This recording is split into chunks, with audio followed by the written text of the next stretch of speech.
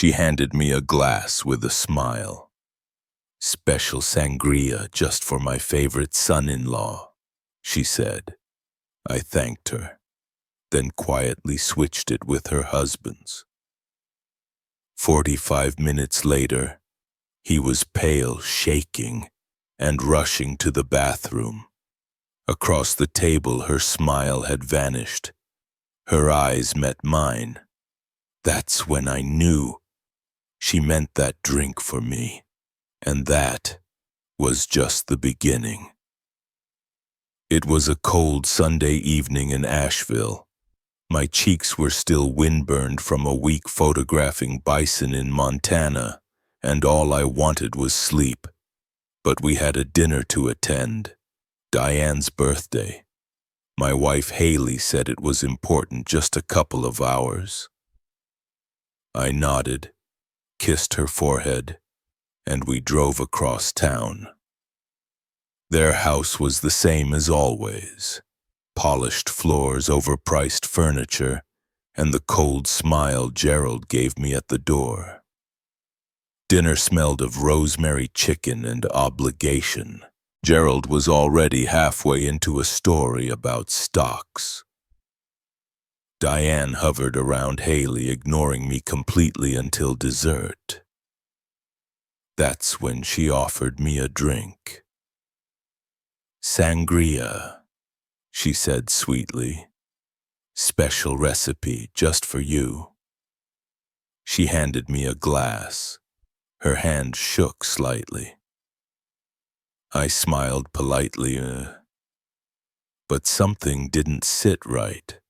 The glass had a faint film, barely noticeable, catching the light. A tiny bubble, not from fruit or ice, just instinct. But the kind of instinct that saved me more than once in the field.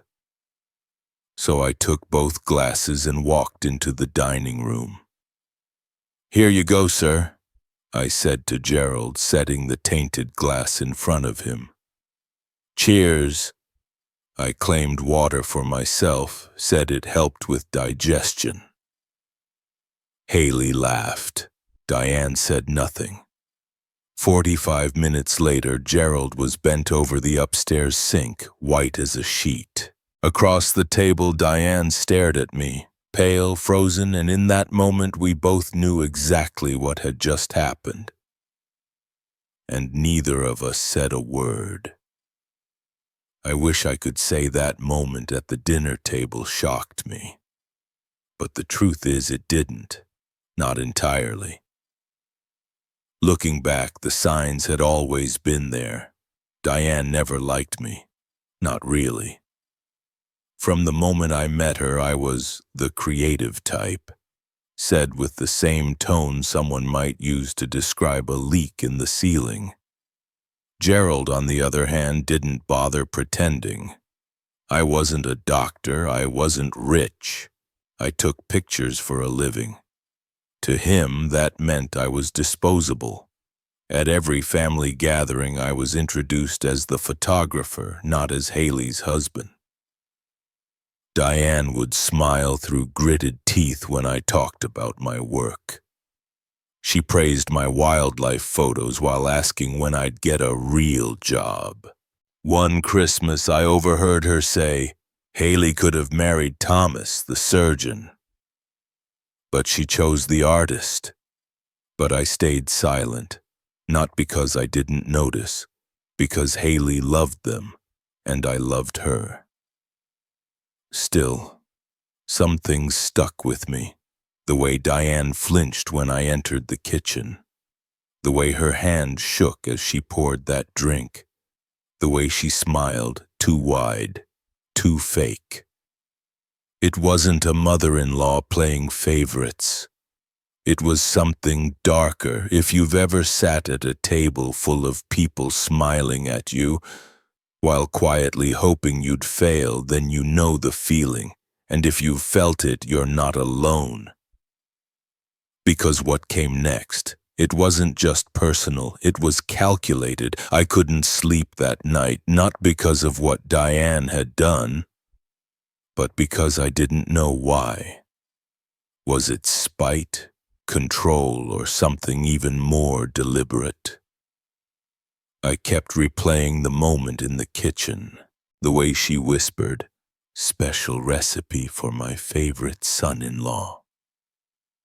The way her eyes flicked toward the hallway as if checking for witnesses. I didn't confront her. I didn't storm out or demand an apology. Instead, I made a plan. The day after getting the lab report, I started digging. Public records, pharmacy logs, whispered conversations with friends in town. Turns out Diane had prescriptions from 3 different doctors, not just one, and all for the same medication. She'd been doubling her doses, maybe even more. There were rumors, too. A neighbor's jewelry missing, an outburst at the country club, slurred words at a charity luncheon. No one had put the pieces together. Until now. Then Haley mentioned something that shifted everything. "Mom wants new headshots for her social media. She asked if you'd take them." I smiled calmly. Of course. That Saturday I showed up with my camera and something else, an envelope. "Before we start," I said, handing it to her, "you should read this." Inside was the toxicology report, her overlapping prescriptions, printouts of online comments about her behavior, and a photo of the glass, the one she never thought I'd keep. Her hands trembled. I wasn't trying to hurt you," she stammered. "No," I said softly, "just trying to make me look unreliable, so Haley would think I failed her." Her face tightened. "You'll never be good enough for my daughter." I didn't argue. I just adjusted my camera strap and said, "From now on you'll treat me with respect. Not because you believe I deserve it, but because the alternative is far worse." She didn't speak again, but the message was received, and the lens was finally pointed back at her. The next morning, while Haley was still asleep, I pulled the untouched sangria glass from my bag. I hadn't thrown it away, I'd saved it. Something in my gut had told me I might need it. And now I did. I drove to the edge of town to see Jason, a former client who now ran a private toxicology lab. We'd worked together on a wildlife case involving poisoned animals. He owed me a favor. "Personal or professional?" he asked. "Family," I replied. 3 days later he called. "There were benzodiazepines in that drink," he said. "Enough to knock someone out cold, not lethal, but definitely intentional." I didn't flinch. I just asked for the report in writing. That night I sat on the couch, lab results in one hand, a growing storm in my chest. She didn't want to hurt me. She wanted to make me look weak, unreliable, like I was the problem in my own marriage.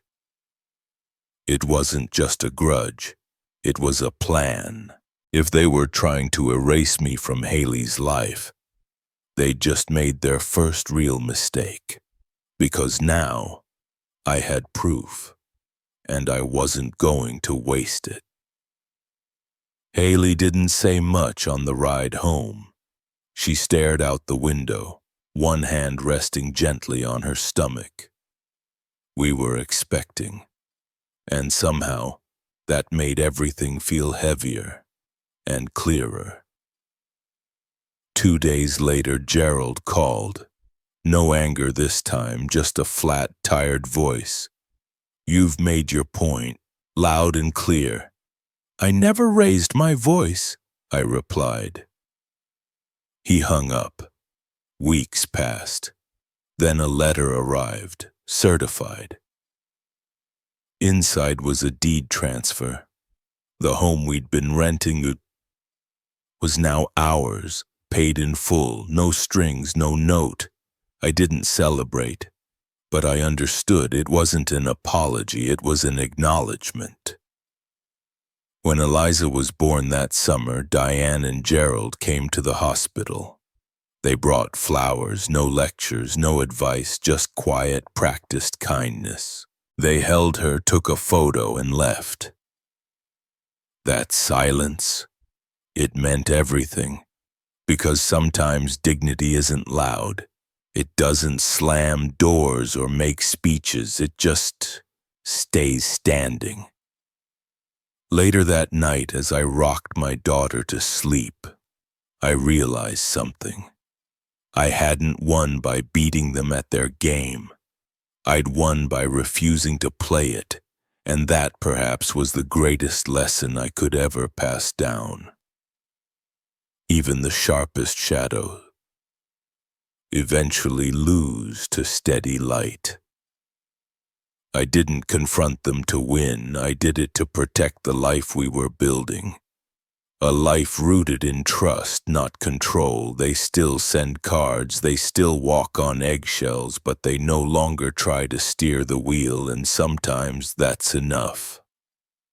Because victory doesn't always come with applause. Sometimes it's the quiet knowledge that you kept your values intact, even when others tried to rewrite them. If you've ever stood your ground against people who tried to shrink your worth, comment 3 words below. I held firm. Let someone else scrolling tonight know they're not alone. And if you think this story was something, wait until you hear about a retired Coast Guard captain whose own brother tried to erase his legacy, one forged document at a time. But he didn't go down quietly.